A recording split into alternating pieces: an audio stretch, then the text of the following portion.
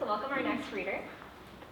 C. Prudence Arceneaux, a native Texan, teaches English and creative writing at Austin Community College. Her poetry has appeared in various journals, and a chapbook of her work, Dirt, was awarded the Jean Pedrick Prize. Please welcome Prudence.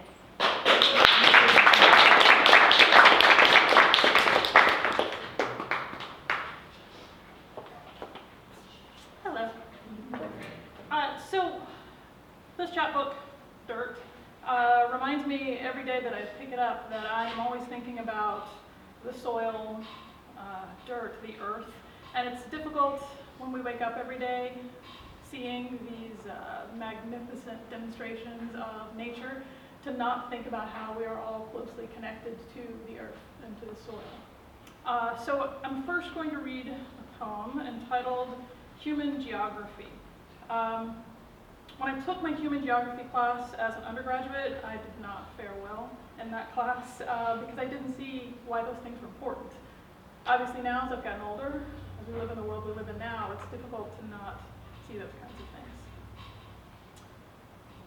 Human geography. We are stretched across borders.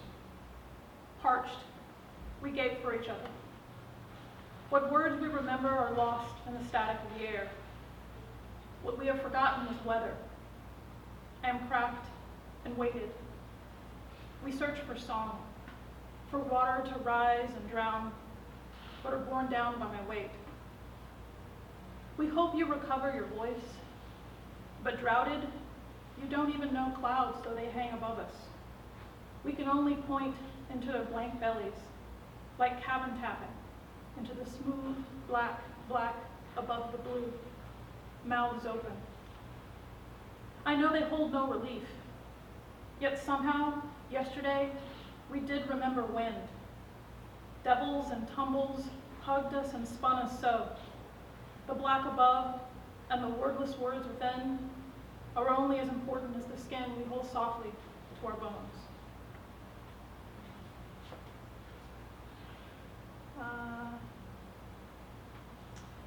Might as well read the title poem. Dirt. This collection is an homage to my family and to my father. My father was a gardener, massive gardener. It seemed like he had the magic to make anything grow, and my sister and I did not inherit that ability. But I wonder, now that he's gone 12 years, how he would respond to the earth, if he would still have that same magic to bring things forth. Dirt. I am not a gardener, grubber of plants, shifter of soil. My nails clean. I stopped kneeling years before I reached this age. If you ask, I can tell a food seed from a pretty one. Clarify that tomato is fruit.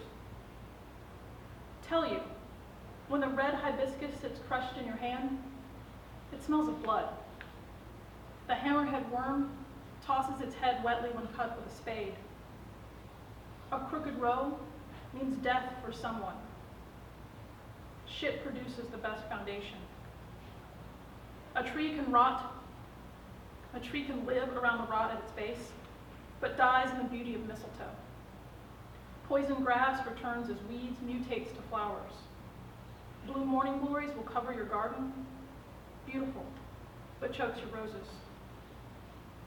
All this I learned on my knees from my father, my teacher.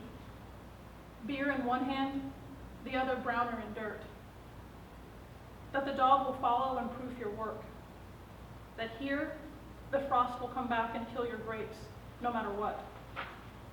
That squirrels stockpile, even when there is no need.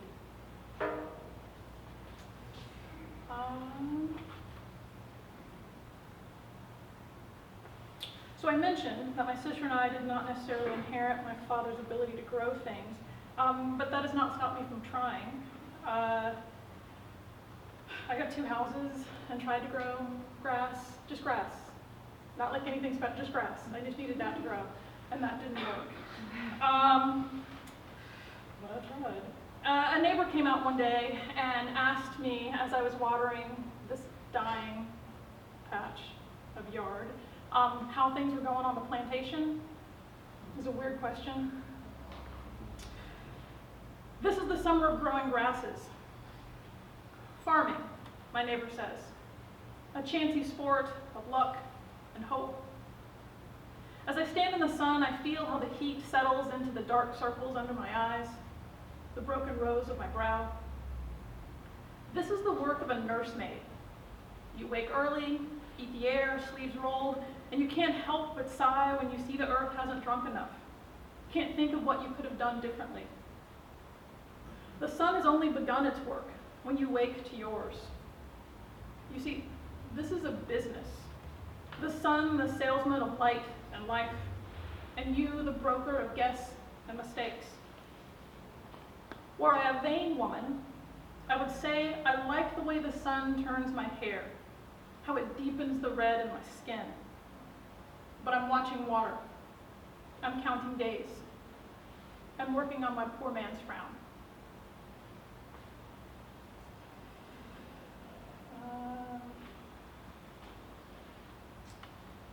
Because I'm thinking about land. We got a call a few weeks back about our land. We've got some land in East Texas, and there was somebody who wanted to do something with our land. And the way our land is set up, like everybody is interconnected, and everyone has to say yes to whatever's going on with the land, and it suddenly brings out all the gross stuff in your family. Cousins you never think about show up and want to talk to you suddenly. And I wish my father were here to take care of it, because my association with the land is only a loss. It's entitled Where He Lies. I hear my father's tombstone is etched marble, white, like a monogrammed shirt. I wouldn't know. There was no stone when we walked away from that earth, wet at its edge, heat dancing drunk from the hole. The rental army had packed their tape recorder. The grave diggers, distant cousins, spit in the grass, made plans to make happy with cousins, not us. The bastard priest shot for a ride back to the church hall, a whore done with work, looking for food. I haven't returned. My uncle tends the grave. He mows the grass around his father's grave, his sister's grave, his brother's grave, his mother's grave, his nephew's grave, his brother's grave, his nephew's grave. He is in death's employ. In our family, he will never be without a job. I'm glad he does it. In overalls, brogan, baseball cap, hidden in the pine and cypress, the hum of the mower harmonies mosquitoes and frogs. He reports to my mother. My sister and I pay him in silence. I'm glad he does it.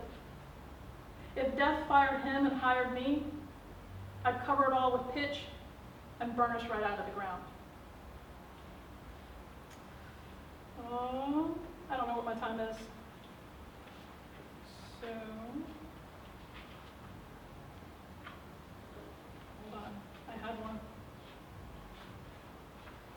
So, I think it fell out my purse.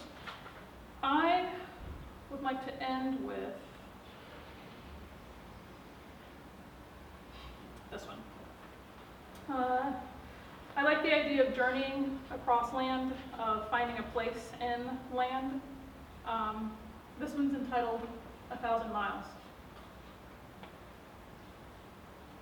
I stood in the grass, head far back, wishing on stars. Street lights from a million broken highways that mangled my search, tore my map. I wasn't making good time anyway. The maroon sky slowly tugged me into sleep, and the conditioned air had begun to taste like the sweat that eased down my forehead, down between my breasts. By the time I reached Clarendon, the music had run out of meaning, and no matter what the sign said, I don't recall when the scenery changed and left me here. This is the last time I'll hit Oakley Union, and I can't stop again until I get to Bowie. So I have to make the most of this rest stop midnight view of river, mountain, restroom stalls, the smell of disinfectant making me think of oranges. It's the same thing at every one of these stops since Albuquerque.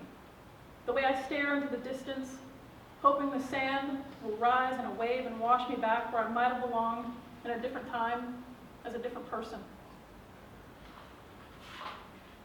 But my friend friends tell me the Cowboys are looking better every year in Houston, and it's about time I returned home, which has always been familiar, bordering on monotonous. I walk back to my car, and as I fold myself in, I try to remember why I know a song about a yellow rose in Texas and nothing about bluebonnets. Thank you.